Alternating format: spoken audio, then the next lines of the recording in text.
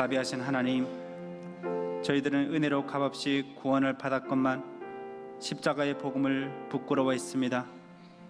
마음과 뜻과 정성을 다해 하나님을 사랑하지도 못했고 내 이웃을 내 몸과 같이 사랑하지도 못했습니다.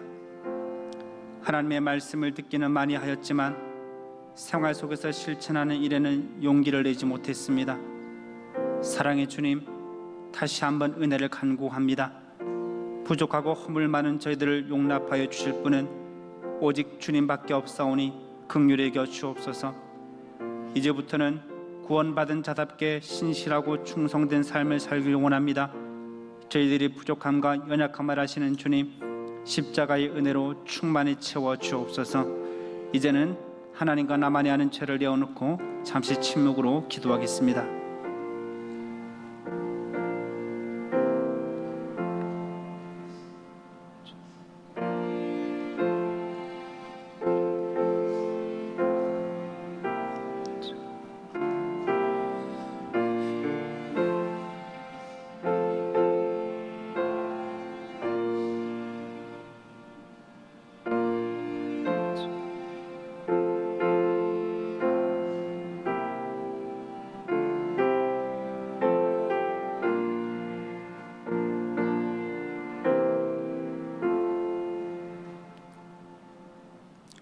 주의 크신 긍휼로 그들을 아주 멸하지 아니하시며 버리지도 아니하셨사오니 주는 은혜로우시며 불쌍히 여기시는 하나님이심이니이다.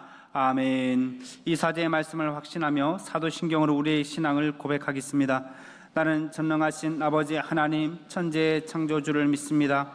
나는 그의 유일하신 아들 우리 주 예수 그리스도를 믿습니다. 그는 성령으로 잉태되어 동정녀 마리아에게서 나시고 본디오 빌라도에게 고난을 받아 십자가에 못 박혀 죽으시고 장사된 지 사흘 만에 죽은 자 가운데서 다시 살아나셨으며 하늘에 오르시어 전능하신 아버지 하나님 우편에 앉아 계시다가 거기로부터 살아있는 자와 죽은 자를 심판하러 오십니다. 나는 성령을 믿으며 거룩한 공교회와 성도의 교제와 죄를 용서받는 것과 몸의 부활과 영생을 믿습니다. 아멘.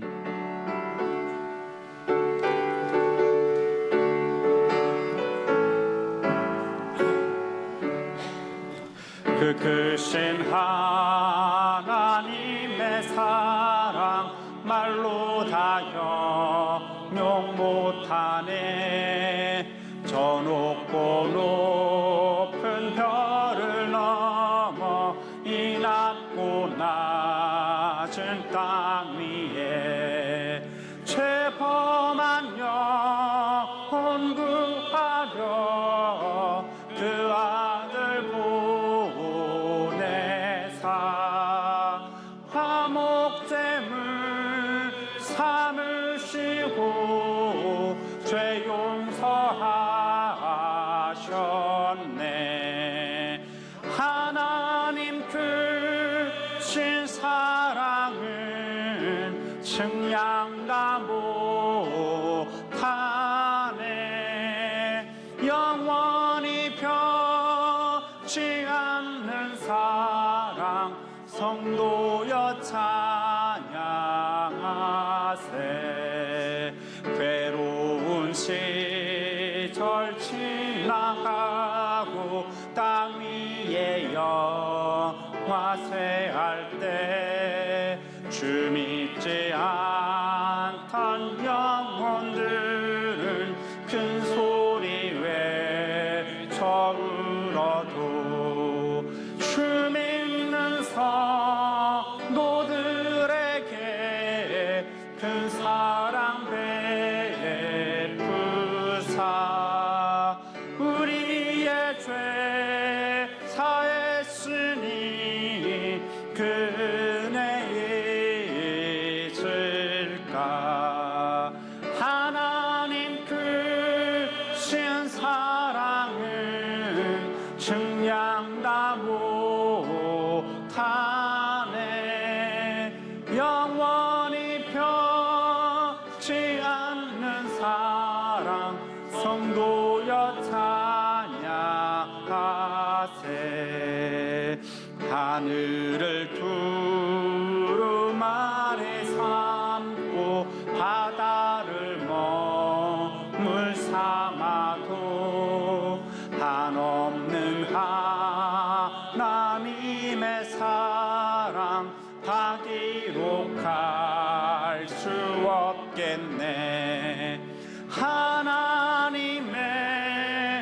주신 사랑 그 어찌 닿았을까. 저 하늘로 비싸도 채우지 못하리. 하나님 그 신 사랑은 증량다 못하네. 영원히 변치 않는 사랑 성도여 찬양하세. 사랑과 은혜가 충만하신 하나님 아버지, 뜨거운 폭염 속에서도 저희의 피난처 되시며 늘 함께 하시는 주님의 한없는 사랑에 감사와 찬송을 올려드립니다. 언제나 저희의 기도를 들으시고 응답하시는 신실하신 주님 앞에 겸손히 간구합니다.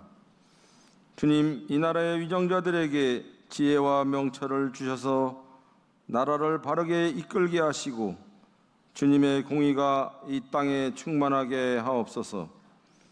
특별히 한미 관세협정 등을 비롯한 중요한 현안들 위해 주님의 선하신 뜻이 이루어지게 하옵소서. 경제적인 어려움 가운데 있는 자영업하시는 소상공인들과 모든 사업가분들에게 힘과 용기를 다하시어 좌절하지 않고 희망을 품고 다시 일어설 수 있도록 주님께서 위로하시고 인도하여 주시옵소서. 자비로우신 주님, 주님의 몸된 교회를 위해 헌신하신 귀한 종들을 기억하여 주시옵소서. 이 교회를 40년간 귀한 헌신으로 섬겨오신 원로 목사님과 사모님 위에 영원한 은혜를 부으사 평안하고 복된 노년을 주님 사랑 안에서 보내시도록 인도하여 주시옵소서.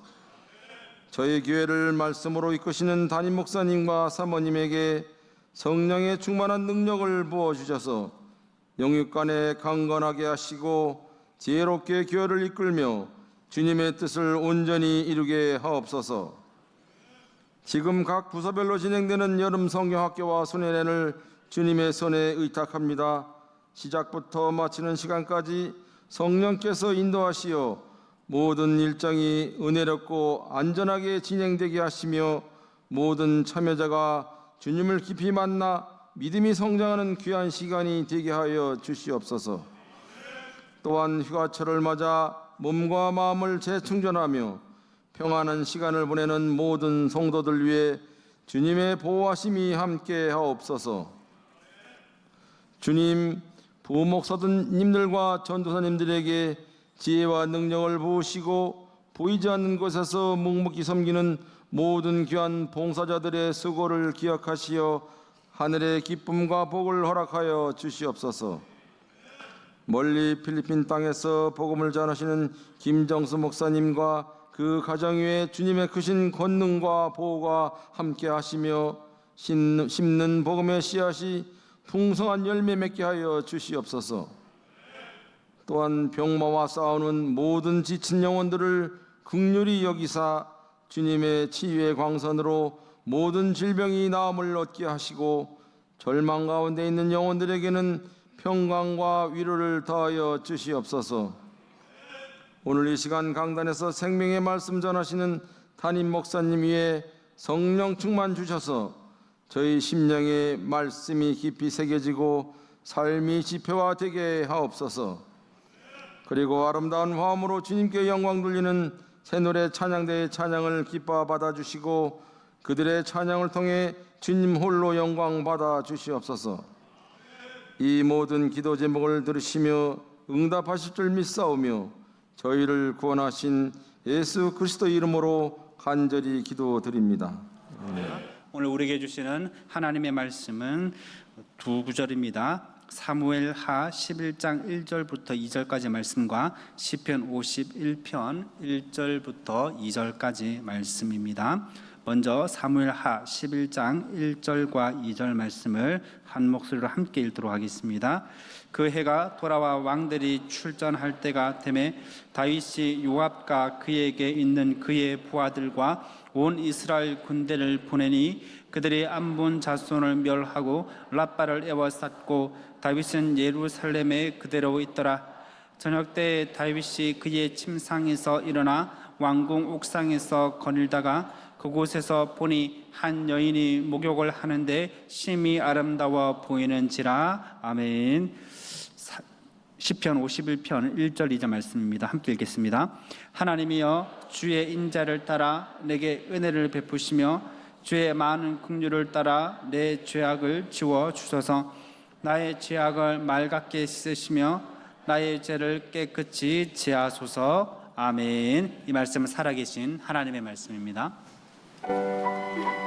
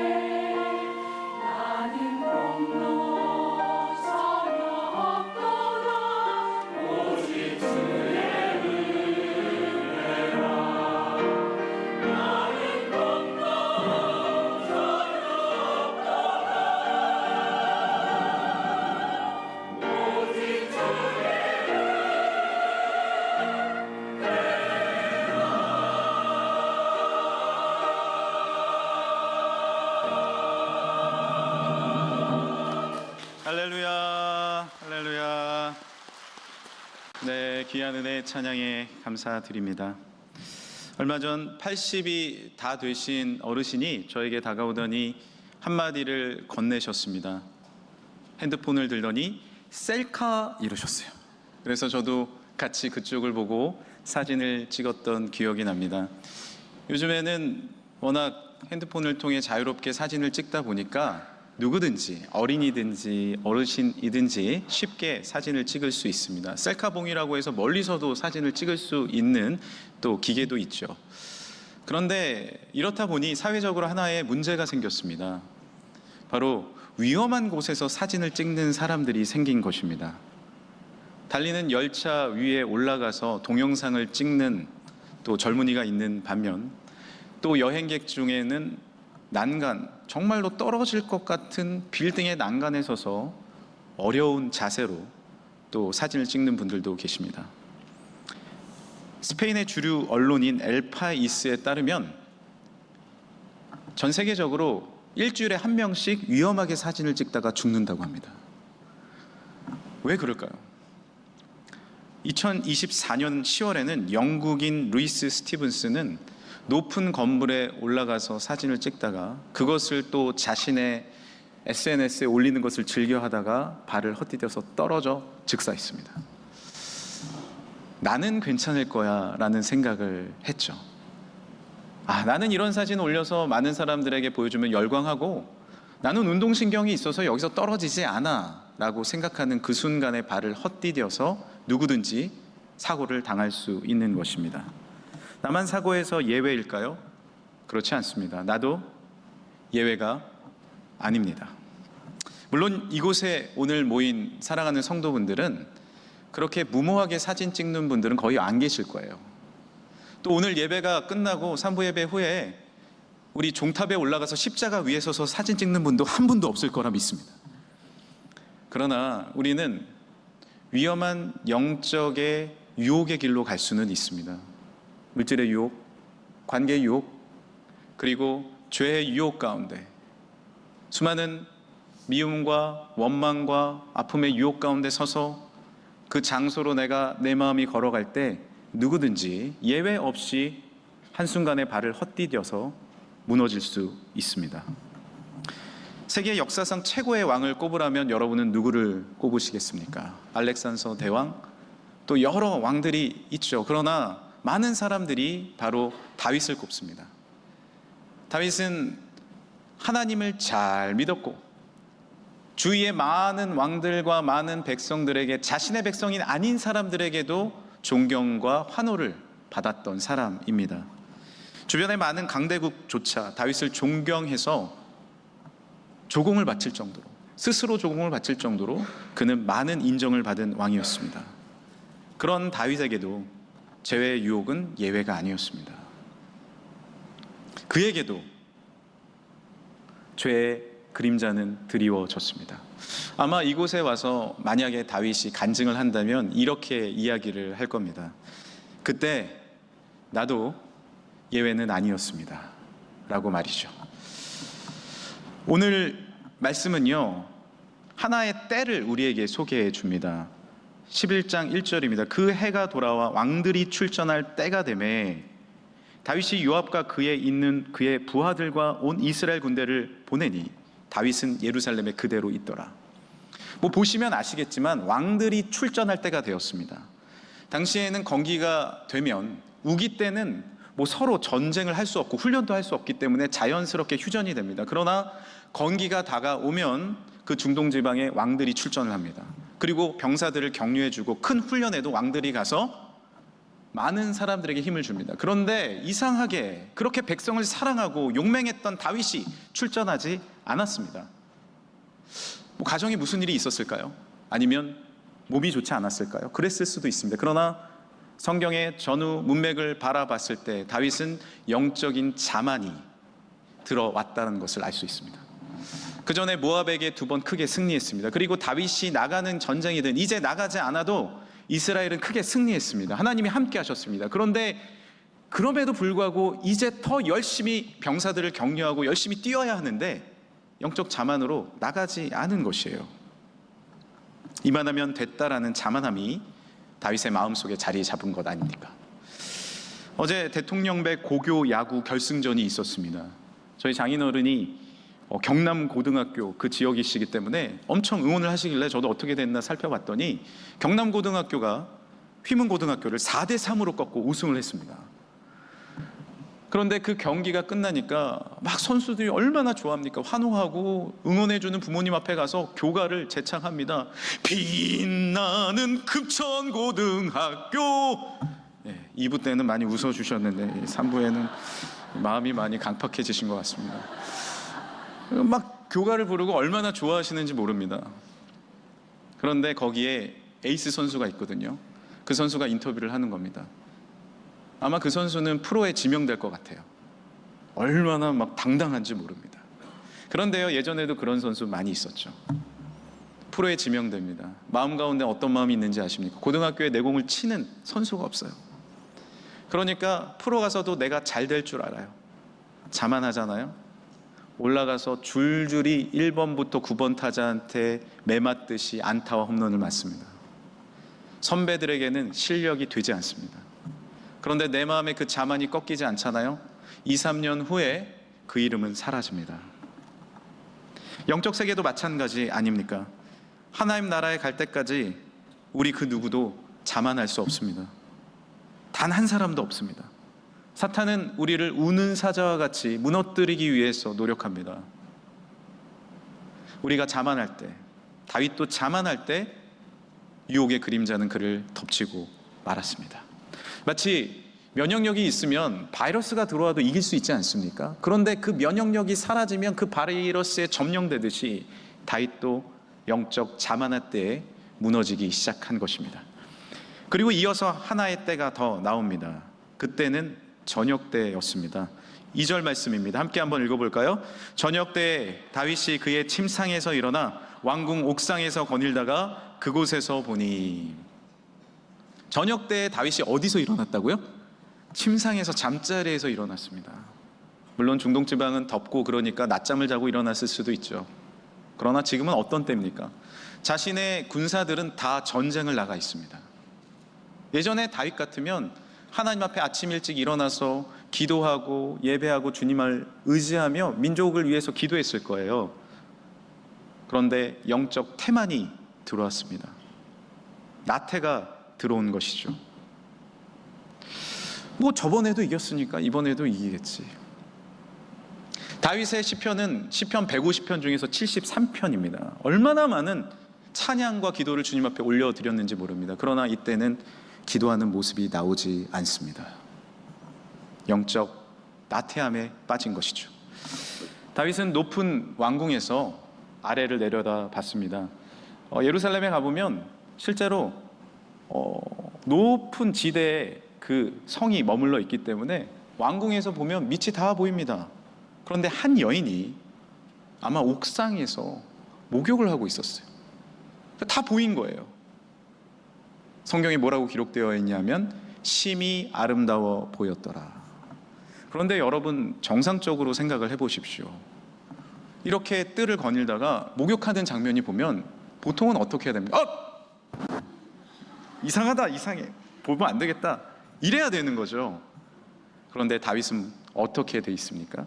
심히 아름다워 보였더라. 계속 주목해서 봤다는 것이죠. 그 유혹이 죄의 유혹인지를 내 마음에 깨닫지 못했다라는 거예요. 더 나아가서 사람을 보냅니다. 누구인지 알아봐라. 알아봤더니 그 여인은 자신의 충신 중에 충신인 우리야 장군의 아내였습니다. 자, 어떻게 해야 됩니까? 아이고, 내가 큰일 날 뻔했네. 아이고, 우리야의 아내야? 지금 우리야는 전쟁 한 복판에서 전쟁하고 있잖아. 큰일 날 뻔했네. 그런데 영적 태만에 빠진 다윗은 달랐습니다. 이것이 잘못된 유혹이라는 사실을 이제는 잃어버리고 만 것입니다. 우리가 이 세상을 살아가다 보면 수많은 죄의 유혹이 우리에게 다가오곤 합니다. 그런데요, 영적으로 깨어 있으면, 하나님을 의지하고 바라보면 그것이 유혹인 줄 압니다. 그것이 죄인 줄 압니다. 그래서 정신을 차리고 거기서 빠져나옵니다. 그러나 영적 태만에 빠지면 그게 유혹인지 죄인지 더러운 것인지 모르고 거기에 빠져들어가는 거예요. 왜 우리가 주일 예배를 드려야 합니까? 왜 우리가 기도를 쉬지 말아야 합니까? 왜 우리가 찬양하며 말씀을 읽어야 합니까? 이 수많은 유혹 가운데 참된 하나님의 거룩함과 깨달음을 우리가 알기 위함입니다. 할렐루야. 우리는 전신갑주를 입어야 합니다. 영적 나태함에 빠지면 안 됩니다. 자만함에 빠지면 안 됩니다. 거기가 실수할 수 있는, 사탄이 노리고 있는 자리이기 때문에 그렇습니다. 혹시 사랑하는 성도 여러분, 최근에 나도 모르게 죄의 유혹 가운데 서 계십니까? 혹시 유혹 앞에 나도 모르게 그 장소에 가 계십니까? 이제 깨어나십시오. 그리고 우리가 믿음으로 선포해야 합니다. 어둠의 영아 나사렛 예수 이름으로 떠나가라. 할렐루야. 오늘 이 말씀을 우리가 묵상하고 함께 말씀을 듣는 이유가 있습니다. 지금은 휴가철입니다. 휴가철은요, 우리의 마음이 해이해지는 시기입니다. 태만에 빠질 수 있는 이 여름입니다. 덥기 때문이죠. 그리고 연말 연초에는요, 우리가 결심을 합니다. 하나님 말씀으로 살 거야. 다시 예배해야지. 주님 앞에 정신을 차려야지. 그리고 새로운 시작을 하지만 이 8월쯤 되면 예배도 놓고요, 말씀 읽는 것도 놓고요, 그리고 내가 최선을 다하는 그 믿음의 삶, 열심의 삶도 놔버릴 때가 많이 있습니다. 아무리 내가 운전을 잘해도 졸기 시작하면 엄청나게 위험합니다. 그렇지 않습니까? 그런데 우리는 어떤 생각을 하냐면은 이 정도 조는 건 괜찮아. 좀 가보지 뭐. 껌을 씹든지 아니면 멈춰 서서 잠을 떨쳐버리고 운전을 해야 되는데 나는 괜찮아 하다가 한순간에 누구든 전복될 수 있습니다. 예외는 없습니다. 죄의 질주를 멈춰야 합니다. 잠을 쫓아버리고 유혹을 벗어버리고 다시 천천히 시작하는 게 옳습니다. 술이 왜 위험할까요? 술에 취하면 사람은 정상적인 행동을 할 확률이 상당히 낮아집니다. 연구를 해보니까 여러 범죄들, 예를 들면 폭력사건, 성적 문제, 도박 문제, 절도와 법을 어기는 수많은 일들이 술과 가장 밀접하게 연결이 되어 있다는 거예요. 그래서 위험합니다. 여기서 정신을 차려야 돼요. 부부와의 사랑 외에 다른 외도도 마찬가지입니다. 나는 괜찮아, 이 정도는 괜찮겠지 하면서 문제가 생기고 가정에 어려움이 생깁니다. 가정 안에서 폭력과 욕설도 마찬가지입니다. 이 정도는 말을 해도 되겠지. 그러나 그 저주의 말을 듣는 아이들의 상처는 점점 깊어져 갑니다. 나는 예외의 사람이 아닙니다. 더 조심히 스스로를 돌아봐야 하죠. 다윗에게 유혹이 다가왔을 때 만약 다윗이 전에 그러했던 것처럼 주님 앞에 기도했다면 어땠을까요? 다윗은 전장에 나갈 때도 큰일을 앞두고도 하나님 앞에 물어봤습니다. 주께 물었더라, 주께 물었더라, 주께 기도했더라. 수많은 말씀이 나옵니다. 그런데 이때는 기도하지 않았어요. 만약 주님 앞에 여쭤봤다면, 주님 앞에 기도하고 주님을 의지했다면 결과는 달랐을 것입니다. 어제 고등부 수련회가 은혜 가운데 마쳤습니다. 이번에 제가 고등부 수련회도 그렇고 청년부 수련회도 그렇고 바닷가로 갔기 때문에 제가 신신당부했습니다. 물 조심하세요. 물 조심하세요. 사고 조심하셔야 됩니다. 제가 담당 교육자한테 귀에 못이 박히도록 얘기했어요. 왜 그랬을까요? 제가 고등학교 3학년 때 수련회에서 죽을 뻔했기 때문에 그렇습니다. 수련회 갔는데 한탄간 유역으로 갔습니다. 당시 저는 이제 담임 목사님 아들이었기 때문에 수련회 고3 때도 참여하고 또 열심히 믿음도 들어갔어요. 신앙생활도 열심히 했습니다. 그런데 당시 담당 교육자 전도사님은요, 모험심과 그리고 도전의식이 강한 분이었어요. 그런 프로그램들을 많이 했습니다. 저희를 비닐에 싸서 땅에 묻었습니다. 죽음 체험 이러면서 물론 숨통은 튀어줬는데 죽는 줄 알았어요. 그리고 물놀이를 하는데 아시는 분은 아시겠지만 한탄강은 물결이 아주 셉니다. 거기에 들어가더니 기마전을 하자는 거예요, 남자들끼리. 그래서 기마전을 제가 하고 고1 아이를 태워가지고 제가 이렇게 가는데, 우측에 태웠는데 하는데 갑자기 제 마음속에 어떤 생각이 들었냐면 위험하다, 물살이 세다라는 생각이 드는 순간 저희가 넘어졌어요. 진 거죠. 넘어지는데 일어나려고 발을 디뎠더니 발이 땅에 닿지를 않아요. 수영을 하려고 나오려고 했는데 물살이 세서 그대로 밀려가는 겁니다. 4명이 그대로 떠내려왔어요. 그리고 물이 위로 올라갔다가 내려갔다가 왔다 갔다 하는데, 야, 이러다 죽는구나, 이렇게 죽는구나, 난 장가도 못 갔는데 이거 어떡하냐, 이런 생각이 드는 거예요. 그때 전도사님이 소리를 치고 튜브를 던지고 인간띠를 만들고 난리를 쳐서 저희가 다행히 끄집어 나왔습니다. 참 물을 토하고 있는데 전도사님이 저에게 오더니 이렇게 물어보았습니다. 그리고 이렇게 당부했어요. 아빠한테 얘기하지 마. 아버지가 담임 목사님이니까 얘기하지 말라. 아니, 괜찮냐고 물어봐야 되는데 말하지 말라는 얘기를 한 거예요. 저는 지금까지 아버님에게 말씀드리지 않았습니다. 나는 괜찮겠지, 우리는 빠지지 않을 거야. 안전 불감증이죠. 나는 영적으로 무너지지 않아. 나는 이 유혹에 넘어지지 않아. 영적 불감증입니다. 그러나 우리도 이 유혹 가운데 예외는 없습니다. 항상 경계하고 조심해야 하죠. 그렇다면 다윗이 죄 가운데 빠져 들어갈 때 하나님이 나올 기회를 주지 않으셨을까요? 그렇게 다윗을 사랑하셨는데요, 주셨습니다. 다윗은 우리아의 아내가 임신한 것을 알고 자신의 죄를 아무도 모르게 무마하려고 했습니다. 그래서 전쟁 한가운데 있는 장군 우리아를 부릅니다. 우리아만 불러요. 수고했다, 같이 저녁 만찬을 하자. 맛있는 걸 먹이고 포도주를 먹입니다. 그리고 집으로 돌려보내요. 그런데 웬걸요, 궁전 앞에서 잠을 잔 거예요. 아니, 너 왜 이러니? 집에 가라니까. 너희 아내한테 가. 갈 수가 없다는 거예요. 왕이시여, 나의 동료들과 나의 부하들이 지금 전쟁터에 있습니다. 제가 어떻게 집에 가서 잠을 잡니까? 갈 수 없습니다. 다음 날도 똑같이 했는데 가질 않는 거예요. 다윗은 편지를 씁니다. 전쟁을 이끌고 있는 가장 높은 장수 요압에게 편지를 씁니다. 요압, 전쟁을 치열하게 만들어. 그리고 성 바로 밑에까지 가서 전쟁하게 해. 그 한가운데 맨 앞에 우리아를 세워서 죽여버려. 저는 학창 시절에 이 대목을 읽으면서 제 눈을 의심했습니다. 다윗이? 진짜 다윗이? 평소에 다윗은 그러지 않았어야 하죠. 하나님이 기회를 주신 겁니다. 아니, 너의 충신 우리아가 이렇게까지 나라를 사랑하고 가정을 돌보는데 너 지금 뭐 하고 있는 거야? 정신을 차렸어야 돼. 하나님이 주신 절호의 기회예요.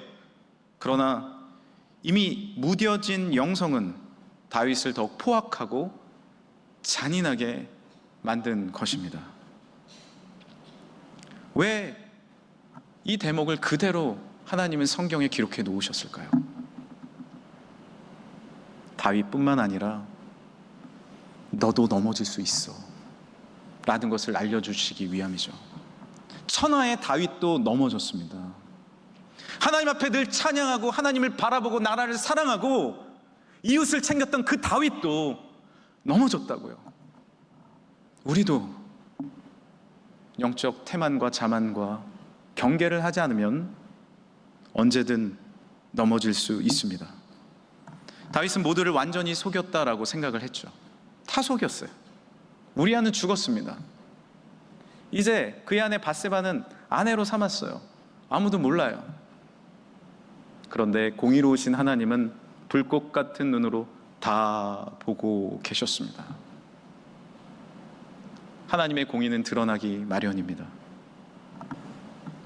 그리고 공의로우신 하나님은 다윗의 그 행위를 예외로 두지 않으셨습니다.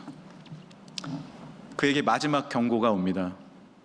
사무엘하 12장 1절, 여호와께서 나단을 다윗에게 보내시니, 하나님은 선지자 나단을 보내셔서 하나의 이야기를 나단을 통해 들려주십니다.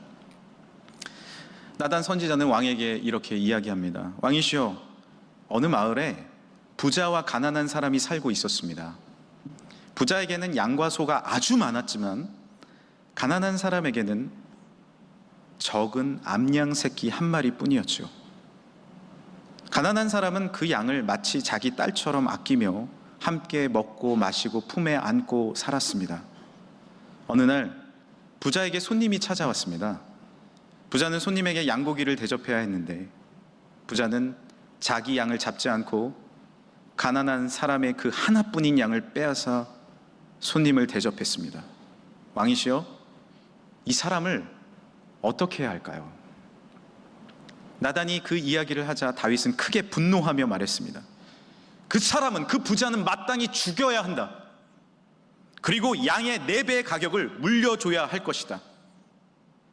그때 나단이 조용하지만 확신 있는 말로 이야기합니다. 왕이시여, 그 사람이 바로 당신입니다.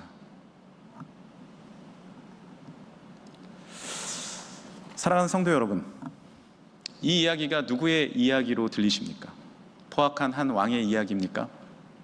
옆집 아저씨의 이야기입니까? 아닙니다. 다윗의 이야기자 나의 이야기입니다. 나에게 들려주시는 주님이 들려주시는 이야기입니다. 우리가 거짓됐고 우리가 미워했으며 내가 포악했습니다. 예수님은 마태복음에서 이렇게 말씀하십니다. 옛 사람에게 말한 바 살인하지 말라.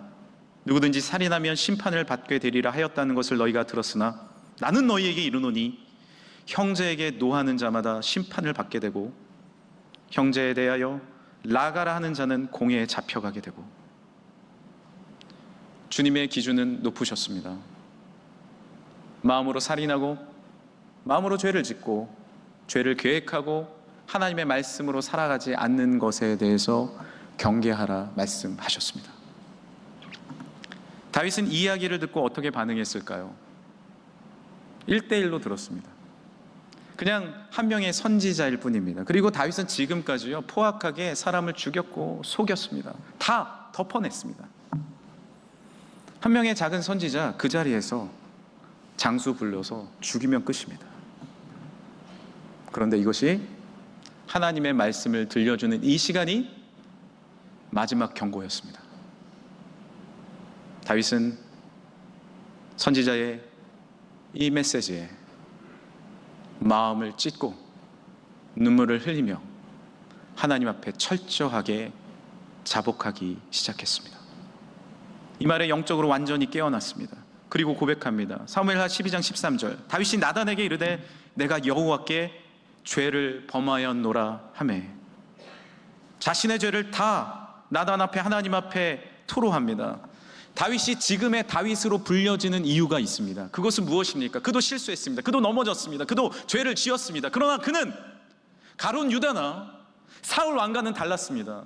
범죄한 후에도 그 길을 지속적으로 걸어가고 되돌이키지 않았던 그들과 달랐습니다. 그는 철저히 마지막 경고에 자복하고 회개했습니다. 그래서 다윗이 될 수 있었죠. 오늘 본문은 두 곳입니다. 사무엘서와 시편 51편이죠. 시편 51편의 표제는, 제목은 이렇습니다. 이 제목은요, 히브리어 성경, 원문 성경에도 적혀져 있고 여러분의 성경에도 적혀져 있습니다. 51편의 제목은 무엇이죠? 다윗의 시, 인도자를 따라 부르는 노래. 다윗이 밧세바와 동침한 후 선지자 나단이 그에게 왔을 때, 여기서 우리는 세 번째 때를 발견할 수 있습니다. 왕의 전쟁에 출정해 나가지 않은 때, 그리고 태만에 빠져서 저녁에 그 왕궁을 돌아봤을 때, 세 번째 때는 나단의 이야기를 들었을 때입니다. 회개의 때입니다. 돌이킴의 때입니다. 다윗은 이때 주께 완전히 돌아옵니다. 시편 51편 4절입니다. 하나님이여, 주의 인자를 따라 내게 은혜를 베푸시며 주의 많은 긍휼을 따라 내 죄악을 지워주세요. 3절, 물은 나는 내 죄가를 아오니 내 죄가 항상 내 앞에 있나이다. 다윗은 73개의 시편을 지었지만 이 시편처럼 절규하고 마음을 쏟아낸 시편은 다른 곳에 없습니다. 이 시편으로 찬양이 있는데요, 이런 찬양이에요. 정결한 마음 주시옵소서 오 주님, 정직한 영을 새롭게 하소서.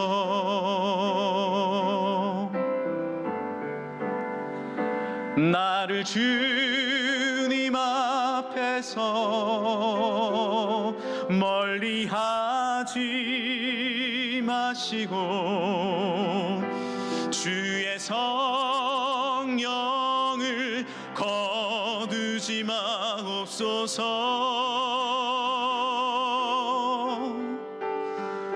그 구원의 기쁨 다시 회복시키시고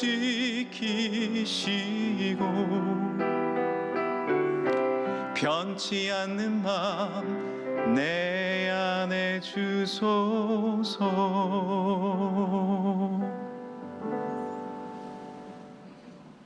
다윗은 고백해요. 하나님, 내 안에 정직한 영과 정결한 마음이 없습니다. 창조의 하나님, 내 안에 정한 마음을 창조하여 주옵소서. 정한 마음을 창조하여 주옵소서. 제 마음에는 정직이 없습니다. 제 마음에는 사랑이 없습니다. 그러나 주님, 내 마음에 그 마음을 창조하여 주옵소서. 철저한 회개 아닙니까? 우리 모두는 예외가 없습니다. 제 유혹도 예외가 없고요. 넘어질 수 있다라는 결정적인 사실도 예외가 없습니다. 그러나 또 다른 예외가 없는 것이 있습니다. 하나님의 사랑에, 용서에도 예외는 없습니다. 내가 무너졌더라도, 상처가 가득하더라도, 그리고 이제 돌이키지 못할지라도 주님 앞에 나와서 예수 그리스도의 보혈과 그 십자가의 자비를 구하는 자마다 주께서 용서와 사랑으로, 화합과 은혜로 치유해 주실 줄 믿습니다. 다윗은 죄로 인해서 무너지고 아파하고 많은 어려움을 당합니다. 그러나 그 모든 것 주님 앞에 다 내어놓고 회복하기 시작했습니다. 그래서 다시 믿음의 왕, 선한 왕 다윗이 될 수 있습니다. 우리도 선택할 수 있습니다. 이 말씀을 들을 때 여전히 나와는 관계없는 말씀으로 치부하고 유혹의 길, 죄악의 길을 그대로 갈 수도 있습니다. 그러나 오늘 사랑하는 성도 여러분에게 간절히 말씀으로 호소합니다. 죄악에서 나오십시오. 유혹에서 나오십시오. 유혹에 빠질 수 있는 영적 태만과 영적 자만에서 나와야 합니다. 그것이 사는 길입니다. 왜 하나님께서는 경고하시며 끄집어내길 원하셨을까요? 그것이 멸망의 길이기 때문에 그래요. 영혼을 살릴 수 없는 완전한 죄악의 길이기 때문에 그렇습니다. 그러나 내가 때로는 아프고 드러나는 것이 힘들더라도 주 앞에, 사람들 앞에 내어놓고 기도하고 주님 앞에 의지하며 나아갔을 때 그것이 사는 길인 줄 믿습니다. 민수기 21장에 보면 이스라엘 백성들은 광야에서 하나님 앞에 원망합니다. 왜 우리를 여기로 인도했습니까? 하나님, 속상합니다. 모세는 뭐하고 있냐? 욕을 하고 원망합니다. 그 원망이 하늘까지 차서 하나님의 경고와 하나님의 심판이 내립니다. 공의 하나님의 심판이 내려졌어요. 불뱀이 나타나서 이스라엘 백성들을 다 물었습니다. 사람들에게 독이 퍼져 죽어갑니다. 그 독은 어떤 독이에요? 뱀의 독이에요? 아닙니다. 내가 미워했고 원망했고 하나님을 의지하지 않았고 죄의 유혹 가운데 빠져들었던 죄의 독이 퍼지고 있는 거예요. 그때 하나님은 모세에게 말씀하셔서 높은 장대 위에 놋뱀을 만들어서 달라 말씀하시죠. 모세가 말합니다. 이 장대 위에 있는 놋뱀을 바라봐라. 이 놋뱀을 바라보는 자마다 다시 치유되고 살리라. 누가 놋뱀을 바라봤습니까? 뉘우치는 자가 놋뱀을 바라보는 것입니다. 말이 돼? 저걸 바라본다고 산다고? 나는 이미 독이 다 퍼졌어. 우리 가정은 끝났어. 나의 사업도, 나의 직장도, 나의 자녀도, 나의 삶은 이미 끝났어. 하나님을 믿는다고? 예수 그리스도를 바라본다고? 그런데 뉘우친 자는 주님, 천부여 의지 없어서 갈 곳이 없습니다. 주님을 바라봅니다. 뉘우치며 그 주님의 말씀에 순종하며 장대 위에 달리신 예수 그리스도, 십자가를 지신 예수 그리스도를 바라보는 자마다 다시 살아나는 예외 없는 회복 축복이 주어질 줄 믿습니다. 신약 성경에는 이 말씀은 예수 그리스도의 십자가의 예표다라고 우리에게 알려주고 계십니다. 우리의 삶도 마찬가지입니다. 원망과 죄악을 내려놓으십시다. 미움과 죄와 수많은 유혹 가운데 다시 십자가를 바라봐야 합니다. 이 한여름 중앙에서 우리는 나태하지 말고 주님을 집중하여 바라볼 때, 포커스를 주님 앞에 맞출 때 우리의 삶이 다시 일어나게 되며 회복하게 되며 우리의 가정과 우리의 일터와 이 나라와 민족과 여러분의 발걸음과 내 마음까지 하나님이 회복시켜 주실 줄 믿습니다. 이제 한 이야기 드리고 말씀을 마치겠습니다.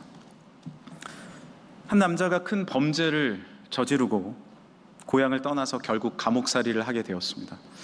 오랜 세월이 흐른 뒤에 그는 고향으로, 집으로, 아내에게로 다시 돌아가고 싶었어요. 그러나 내가 너무나도 큰 잘못을 했기 때문에 아내가 나를 용서할까라는 생각이 있었죠. 그래서 편지를 씁니다. 여보, 내가 다시 고향으로 돌아가려고 하는데, 집으로 돌아가려고 하는데 나를 받아들인다면 우리 마을 입구에 있는 참나무에 노란 손수건을 걸어 주십시오. 그리고 나를 받아주지 않는다면 걸지 않아도 됩니다. 집으로 돌아가기로 한 날, 열차 안에서 이 남성은 큰 용기를 내야 했습니다. 어떤 용기입니까? 첫 번째 용기는요, 고개를 들어서 그 참나무를 바라볼 용기입니다. 만약 달리지 않으면 자신은 용서받지 못한 거잖아요. 이제 어디로 갑니까? 무엇을 합니까? 내가 너무 큰 잘못을 저질렀기 때문에 용서에 확신이 없었어요. 그것이 첫 번째 용기였습니다. 두 번째 용기는 열차에서 내려야 할 용기였습니다. 노란 손수건이 달렸다면 내가 내려서 나의 아내와 가족들과 함께 새로운 시작을 할 수 있을까? 과거를 청산하고 깨끗한 삶을 살 수 있을까? 첫 번째 용기를 내서 참나무를 바라봤더니 노란 손수건이 하나 두 개가 아니라 몇백 개가 걸려 있는 거예요. 그리고 두 번째 용기를 내서 열차에서 내렸더니 그곳에는 10년 전 아름다운 그 모습 그대로 아내가 나를 기다리고 있었습니다. 사랑하는 성도 여러분, 주님은 우리를 기다리고 계십니다. 여전히 십자가에 피 흘리시며 우리를 받아주기 원하십니다. 이제 완전히 돌이키십시오. 십자가를 바라보십시오. 그리고 믿음의 용기를 내십시오. 예외는 없습니다. 유혹과 죄에도 예외는 없지만 주님 앞에 돌아가는 자마다 주님은 치유하시고 회복하시며 다시 일으키심에도 예외는 없습니다. 그때 그 자리에 내가 서 있기를 간절히 축복합니다. 함께 기도하겠습니다. 함께 이 시간에 우리 같이 기도할까요? 마음에 손을 얹고 기도하실 때 혹시 내가 죄악의 유혹 가운데 있다면 주여 돌이키게 하여 주옵소서. 내가 영적인 자만과 태만에 빠졌다면 주여 내가 주님을 다시 바라보는 이 여름이 되게 하여 주옵소서. 우리 가정 회복시켜 주옵소서.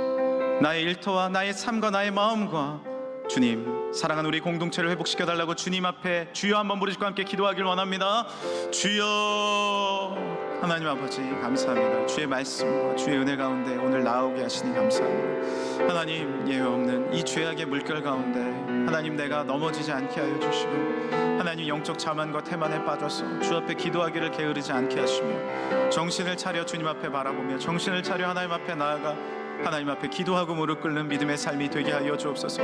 다윗 왕도 넘어졌는데 나도 언제든 무너질 수 있음을 깨달아 알게 하여 주시고 하나님, 내가 무너졌다면, 내가 주님 앞에 멀어졌다면 다시 주님 앞에 나와 회복할 수 있는 은혜의 삶을 되게 하여 주옵소서. 하나님, 회개의 때, 하나님 회복의 때 주님 앞에 나와 하나님 앞에 간절히 기도하게 하여 주옵시고 무너졌더라도 다시 일어나게 하여 주시며 우리 가정을 회복시켜 주시고 하나님 우리 민족을 회복시켜 주시고 우리 하나님 믿음의 가정들을 회복시켜 주시며 하나님 앞에 영광의 삶을 살아 하나님의 마음에 합축족하게 아버지 하나님 앞에 합격점을 받는 우리의 삶이 되게 하여 주옵소서. 하나님, 무너지고 좌절하고 힘들고 상처 입은 자마다 다시 한번 십자가로 나와 주님의 은혜 가운데 승리하고 회복되는 사랑하는 우리 성도들의 삶이 되게 하여 주옵소서. 감사합니다. 찬양합니다. 감사드리며 거룩하신 예수님의 이름으로 기도합니다. 아멘. 아버지 감사합니다. 오늘 주님이 계신, 주님이 핏값으로 사신 이 교회에 나를 불러주셔서 감사합니다. 나는 우연히 온 것 같고 습관으로 이 자리에 있는 것 같지만 예외 없이 주님은 나를 필연적으로 이 자리에 불러주셨고 나의 삶을, 나의 가정을, 나의 마음을, 우리를 다시 회복시키시고자 귀한 하나님의 나단의 말씀을 허락해 주신 줄 믿습니다. 내가 착복했고, 내가 미워했고, 내가 계획했고, 내가 죄인임을 주 앞에 고백합니다. 주여 용서하여 주옵소서. 주여 전부여 의지할 곳 없어서 손들고 옵니다. 주여 예수님의 십자가로 우리 가정을 회복시켜 주옵시고, 상처로 얼룩지고 아픔으로 얼룩진 마음을 회복시켜 주옵시고, 우리라도 죄로 무너졌으면, 그 죄로 고통받고 있다면 이 시간에 예수 그리스도의 십자가의 보혈과 부활의 능력으로 다시 일으켜 주실 줄 믿습니다. 주 예수 그리스도를 믿으라. 그리하면 나와 내 집이 구원을 얻으리라. 내 입을 크게 열라 내가 채우리라. 아무것도 염려하지 말고 오직 모든 일에 기도와 간구로 너희 구할 것을 감사함으로 하나님께 아뢰라. 그리하면 모든 지각에 뛰어난 하나님의 평강이 그리스도 예수 안에서 너희 마음과 생각을 지키시리라. 다시 감사하며 다시 예배하며 다시 주님 앞에 기도한 우리 모두가 될 줄 믿습니다. 그렇게 하게 해주실 주님 앞에 감사와 영광 올려드립니다. 주님 앞에 마음 다하여 중심의 예물도 드립니다. 물질이 있는 곳에 내 마음이 있다 말씀하셨는데, 나의 이기심을 위해, 나의 즐거움을 위해 쓰는 것이 아니라 나의 시간과 나의 열정과 나의 중심도 하나님 나라와 의를 위해서, 이웃을 위해서 베풀고도 남는 사랑하는 성도들의 삶이 되게 하여 주옵소서. 하나님 앞에 드려진 주정헌금과 온전한 10의 1조와 감사의 예물과 건축선교 구제 장학 드려지는 모든 성미와 1,000번째까지 주여 기도 제목까지 주여 받아 주옵시고, 자녀 우선을 위한 기도 들어 주옵시고, 믿음의 명문 가정 되게 하여 주옵소서. 물질의 문제도 해결하여 주셔서 하나님 베푸는 아름다운 믿음의 사람들 되게 하여 주옵소서. 건강의 문제 해결하여 주셔서 모든 질병은 나사렛 예수 이름으로 깨끗하게 될지어다, 떠나갈지어다. 주여 머리끝부터 발끝까지 모든 질병을 깨끗게 하시옵소서. 주의 사명 감당케 하여 주옵소서. 우리 주 예수 그리스도의 은혜와 하나님 아버지의 극진하신 사랑하심과 성령님의 교통하심이 지금은 우리가 어느 때인가를 확실히 알고 회개하고 하나님 앞에 바르게 서서 온전하게 오늘의 다윗이 되어 하나님의 축복의 길을 걸어가려고 마음속에 다짐하고 돌아가는 금천의 모든 성도들 심령 위에와 저들이 기도하는 제목과 이 나라 이 민족 앞날 위에 이제로부터 영원토록 함께 하시기를 간절히 축원하옵나이다. 아멘.